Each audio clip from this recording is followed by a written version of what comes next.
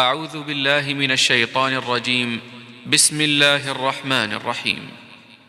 تبارك الذي بيده الملك وهو على كل شيء قدير، الذي خلق الموت والحياة ليبلوكم أيكم أحسن عملا وهو العزيز الغفور، الذي خلق 7 سماوات طباقا ما ترى في خلق الرحمن من تفاوت فارجع البصر هل ترى من فطور ثم ارجع البصر كرتين ينقلب إليك البصر خاسئا وهو حسير، ولقد زينا السماء الدنيا بمصابيح وجعلناها رجوما للشياطين وأعتدنا لهم عذاب السعير، وللذين كفروا بربهم عذاب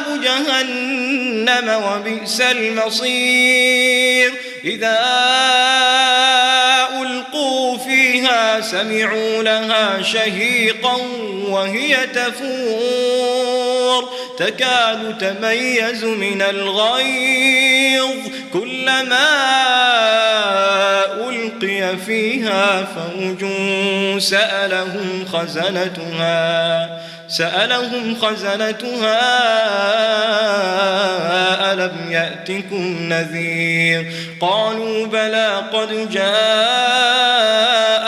نذير فكذبنا وقلنا ما نزل الله من شيء إن أنتم إلا في ضلال كبير. وقالوا لو كنا نسمع أو نعقل ما كنا في أصحاب السعير فاعترفوا بذنبهم فسحقا لأصحاب السعير. إن الذين يخشون ربهم بالغيب لهم مغفرة وأجر كبير. وأسروا قولكم أو اجهروا به إنه عليم بذات الصدور. ألا يعلم من خلق وهو اللطيف الخبير.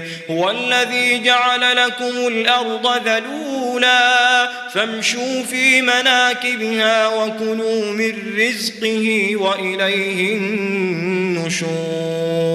أأمنتم من في السماء أن يخسف بكم الأرض فإذا هي تمور أم أمنتم من في السماء أن يرسل عليكم حاصبا فستعلمون كيف نذير. ولقد كذب الذين من قبلهم فكيف كان نكير. أولم يروا إلى الطير فوقهم صافات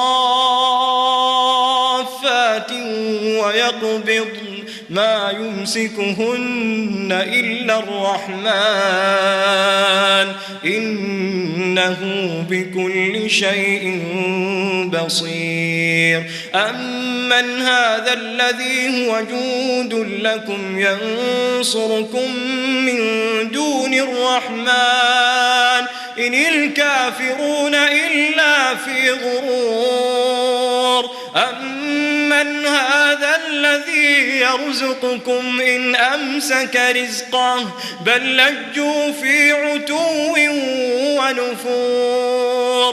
أفمن يمشي مكبا على وجهه أهدى أمن يمشي سويا على صراط مستقيم. قل هو الذي أنشأكم وجعل لكم السمع والأبصار والأفئدة قليلا ما تشكرون.